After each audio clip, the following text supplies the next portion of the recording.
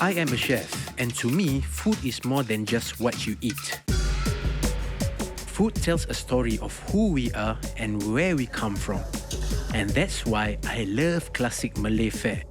Like ayam balado, a 16th century dish from my mother's homeland of West Sumatra. And siput sedut, which is made with snails only found in the muddy waters of Southeast Asia. My mantra is, if we lose our tradition, we lose our identity. I got honest, good food. That's it. For the past 6 years, people know me as Singapore's champion of traditional Malay food. But recently, I've just discovered that I may not be as familiar with Malay food as I thought. So what can I learn about my own culinary heritage? I'm Chef Bob, and this is The Food That Made Me.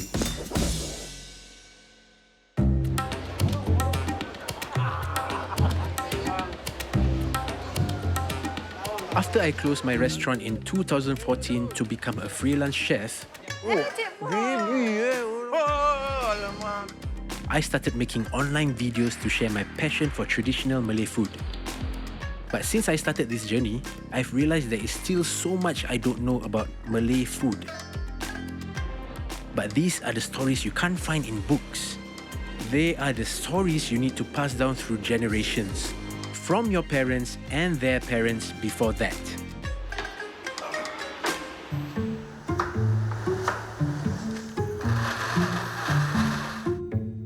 My first culinary teacher was my mom. When I was young, she ran a cafe that made rendang, mee siam and all kinds of Malay food. I would often help out with the cooking. She's the one who exposed me to the world of food. But I guess I never really asked where these foods came from. Wow, all waiting already ah.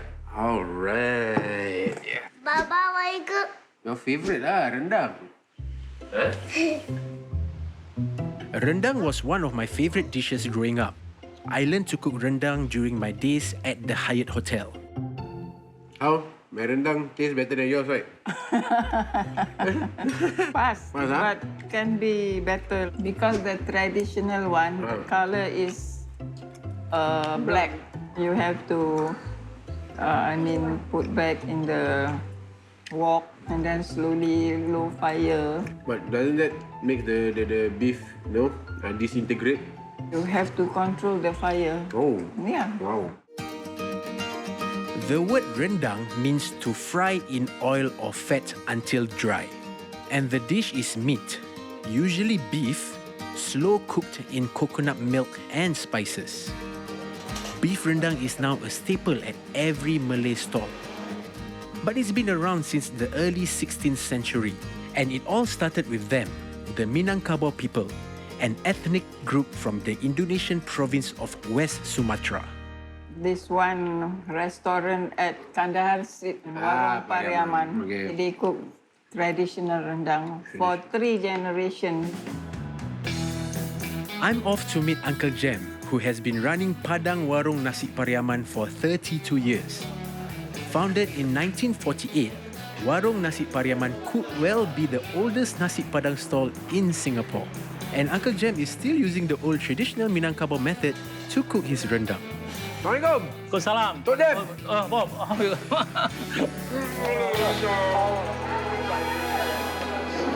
I was told by my mom Yes, sure. that your rendang Yes. is the most authentic and delicious rendang in Singapore. Correct. This is from the Minangkabau's dish. Oh, yeah. Oh, yang my mother from Minangkabau. Bob, this is, we cook rendang. We call this the kawa. For rendang, you must use kawa because Okay. this is from the cast iron. Oh, cast you iron. cannot use the aluminium because of the heat. And it constantly at that level of heat lah. the So we temperature. use charcoal. Yep. You use the old type of the anglo. Anglo is a thick open stove made of clay. Wood or charcoal is used to create an open fire, with the cooking pot resting on top. According to Uncle Jem, the smokiness of the charcoal is infused into the food, making it more flavorful and aromatic. So you must control. It's like slow cook. Tok Jam, this is a quiet art. Yes, yes. That's why sometimes it's cooking is a passion in my Yeah, life. yeah. Why do you still cook the rendang using the charcoal? Gas is a one-way straight flame. No? Okay. This one you play around with the flame. That's why, but you know how to use. It's a nature. So charcoal is the secret. Slowly simmering the rempah, the spice paste that's the base of many Malay dishes. Over charcoal for 4 hours is the key to authentic tasting rendang. Why do we need to cook the beef rendang for a very long time? You must make it dry. You must cook it for a bit longer just to make the beef tender. That's why you must cook slowly. How long will the beef rendang last? I got my customer to go to Bosa. He went out for holiday. Okay. 2 weeks he keep for beef rendang. Whoa! 2 weeks! Uncle Jam's method of slow cooking dries up all the coconut milk, which would have otherwise made the dish go bad fast. Instead, the ingredients become dry, almost like beef jerky. The Minangkabao's number one dish, even they go travel, they will bring along their beef rendang. Because beef rendang can last. The Minangkabau people are known for their tradition of wandering, known as merantau. So, it was important for them to have food they could carry along with them on their voyages. Rendang was one of them. By the 1970s, there were 200 Minangkabau families in Singapore, and rendang naturally became a staple dish here.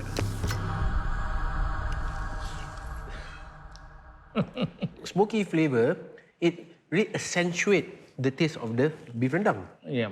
Tok Jam, Yes. your father originally from Padang. Yes. Padang, they call the Minangkabaos. Okay. Our ethnic group.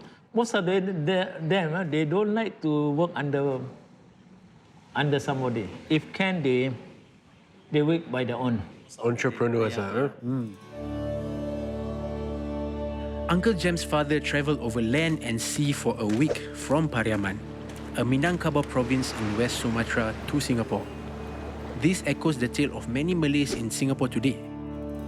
They travel across the Malay archipelago from areas like Brunei, Malaysia, Indonesia, and as far as Vietnam and the Philippines to seek a better life here. Also coming from Indonesia were the Javanese, but they brought something different with them. Okay, so Angie, seriously, I am amazed by all this your posts about tempeh. Yeah. Angie sells handmade artisanal tempeh through her online shop, Angie's Vegan Pantry. You learned this from scratch, Angie. Yes. So I started experimenting on my own. Then afterwards, me and my mother went to Indonesia and learned how to make everything from scratch. Tempeh is an ingredient made out of fermented soybeans.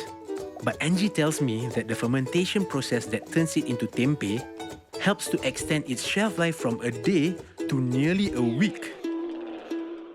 This culture is called Rhizopus oligosporus. Oh, first. This one, huh? It's a mold. Oh, it's a mold. Okay, Yeah, so it's it's a mold. live Yeah, culture. it's alive. Some sort like yeast. Yeah, it is. So you need to have this live culture for it to ferment. Yeah. Tempeh originated about 2,000 years ago. In the past, they didn't have cultures like this. And the way that tempeh was made was using hibiscus leaves. The little fur on the leaf will just catch these spores, and then they put the beans inside the leaf, and then it will turn into a tempeh. With these spore-catching hibiscus leaves, the Javanese in the past did not need to use powdered cultures like we do today. But when they travelled, this rare ingredient was no longer available in the forest near them. Those days, right, when the Javanese people came to Singapore, right, they don't have these cultures with them. So yeah, what do you, how do they do the tempeh? One way to do it is that because tempeh itself is alive, Oh, yes. you can actually break off a piece of tempeh and then add it to the soya bean, and then you form another piece of fully fermented tempeh that way. Right, just like how the Indians do the yogurt, tairu. Yeah. Why tempeh is so popular in Java? It's because this used to be a poor man's meat. And tempeh contains all the 9 essential amino acids that actually only found in meat. Beautiful, huh? So you can have all the nutrients of a meat with just tempeh. Yeah. That's it. Come on, Angie. Let's eat this.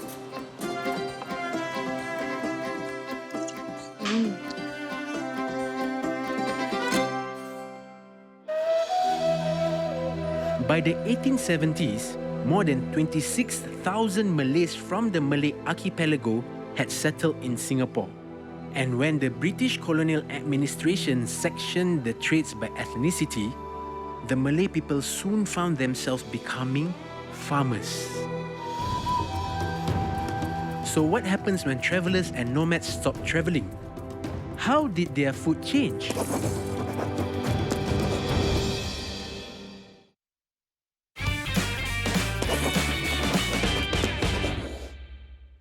I'm on a mission to find out stories behind some of the most significant Malay dishes. I've learned that rendang was key travel food from Sumatra, and tempeh was brought here from Java to make more tempeh. When the Malays settled in the Malay Peninsula, most of them worked as rice farmers, staying in kampongs near their paddy fields. They used the fruits and vegetables growing around them, creating dishes like ulam. Ulam is a traditional Malay salad, eaten raw or lightly blanched. It is believed to help with blood circulation, reduce body heat, and strengthen bones. But stalls serving ulam here have slowly disappeared. Right now, I'm going to meet a living legend that is preserving the art of eating ulam. Assalamualaikum. Waalaikumsalam. Kak Ija. Yes, Chef Bob. How are you? Very good, Kak Ija. Madam Ija and I go way back. For many years, I would head to her ulam stall in Geylang Serai to ask her about our native herbs. Today, Madam Ija runs a restaurant where she still sells ulam. Last time, when I live in a kampung, there are so many herbs and plants growing around me. So, when we want to eat something, my parents will pluck and cook for us. Also known as kampung or village salad, ulam includes plants like ulam raja, petai, and kacang botor, which are all native to this region. I think now because of urbanization, we cannot get all the herbs and the daun-dauns all around our area. Yes, now very rare to get the ulam. But today here in the kampung, why not you go and find the ulam? Me? Yes, yeah. Okay, I find the ulam, you do the sambal belacan. Okay. Okay, yeah. Groundout Initiative's Kampung Campus is one of the last all-natural farms in Singapore. But with so many plants around me, which plants should I pluck for my ulam dish? No idea. There are just too many to choose from. Kak Ija. Okay. I managed to get some of this. I think this is dill. Yeah. Dill can become ulam or not? Can also. Can also, This one is a local mint. Daun pudina. This one is the blue pea flower, if I'm not wrong. This one you have to soak with hot water and to make the nasi kerabu. Oh, nasi kerabu, yes. Nasi kerabu coloring. And then I've got the long beans lah. You make yourself healthy when you eat this all. Oh, no wonder your skin complexion very nice. Thank you. Ulam is really just a traditional salad of any fresh leaves and vegetables, eaten raw. I have only found dill, mint, and long beans. So, that will form my ulam. The sambals, I call it ring of fire. So spicy. It's firing right now, Kak. It's firing right now. I say, oh my God. Kak, how can we get the younger generation, to appreciate this ulam, Kak? Actually, my restaurant, we provide a learning journey to the younger generation. We teach them how to eat all this ulam. It's my first time trying ulam. I think many of us are simply not used to the idea of eating these plants raw, like in the old days. Madam Ija wants to revive the practice of eating ulam, both to continue our traditions and because it's healthy. But I think my next dish should be less spicy? There's another dish that I used to see a lot of, but it's now very hard to find.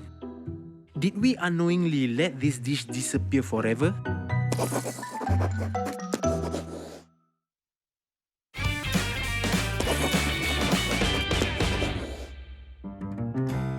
Over time, every culture is likely to lose some traditions.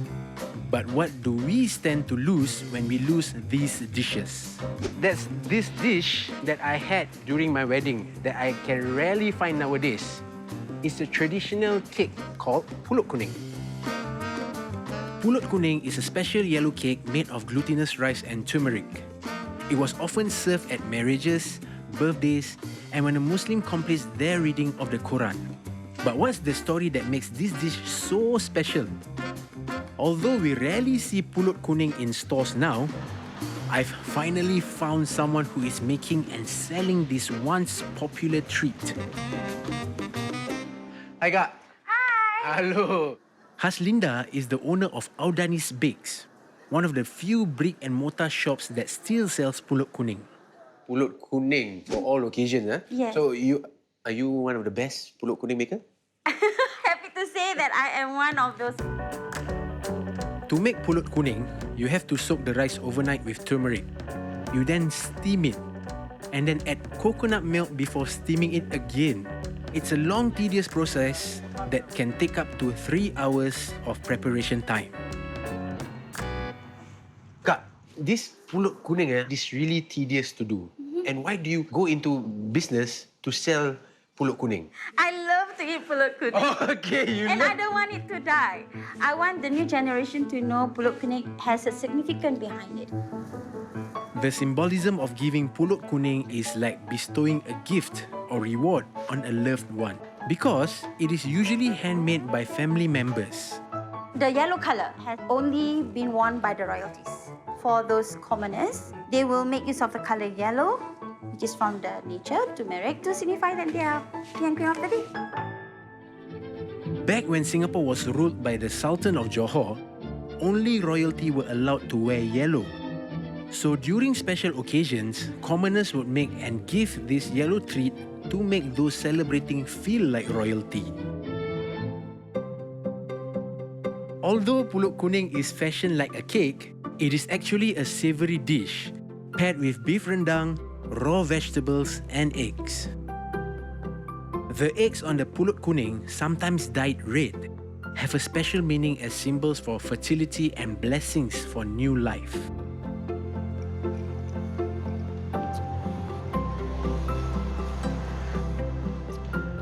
Beautiful. Oh, that's nice, huh? And the rendang.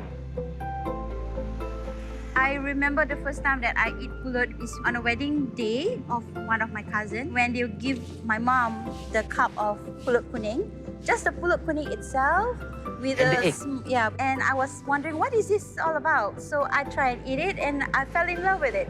And it's like giving a piece of gold to your guests on a wedding day. That's the good thing about food. It's like history, okay? Food is the food path of our ancestors. You mentioning about putting coconut to rice, okay? Like right now we have, readily available, which is the Nasi Lemak. I think the derivation of Nasi Lemak comes from this pulut itself. Maybe I need to do a research on that. Okay, but before that, okay, thank you so much, Kak, for having me. And please, can you pack this? I want to give to my wife. Oh yes, of course, definitely. You put more egg because later I want to have more children. Okay? Yes, indeed. Can, will do. All right, thank you. Let's go. Nasi Lemak is no stranger to anyone living in Singapore. The 114 hawker centres here each have at least one hawker selling Nasi Lemak. Today, I'm meeting one of my favourite Nasi Lemak stall owners, a young second-generation hawker who is determined to continue the tradition of his parents' legacy and create his own. Why do you think Nasi Lemak became an integral part in our culinary scene? Nasi Lemak is cheap and it's easily available everywhere. It's a good meal that it actually keeps you full throughout the whole morning compared to just like a simple toast of bread. Nasi Lemak is a popular breakfast food in Malaysia and Singapore. With carbohydrates from the rice, oils from the sambal, and fiber from the cucumber. As you remember, you just have this with just the nasi, the sambal, and ikan bilis, and this ikan selah kuning, right? Do you know why and how it evolves? Okay. Correct, okay. This was a staple meal within the Malay community, especially the farmers. So what happened back then was the housewife used to pack this particular set Right. for their husband to bring out to the farm while they're working so that they can eat it and be full throughout the whole day. But at the same time, the wives used to peddle this along the side streets to get the extra income. And from there, it slowly evolved right up to where you find here. It's because of economy start getting better, people get more financially stable, they can afford more. So from a 20-cent packet, can go right up to $20. Right. Yeah. You're the second generation, huh? So are you going to continue this legacy of the nasi lemak to keep the essence? Definitely. Yeah, because this is our identity. This is Malay cuisine icon. I've always eaten nasi lemak growing up, but never thought about how it's changed from something so simple to something so iconic. The stories behind our food is the reason why we need to preserve them. The ingredients we use, the way we cook, the way we eat, they all reflect our heritage and culture. We lose the food, we lose the stories. And without knowing the stories behind some of these foods that we take for granted, We will lose a little bit of our identity as Malays. I'm Chef Bob, signing out. See you soon. Bye-bye.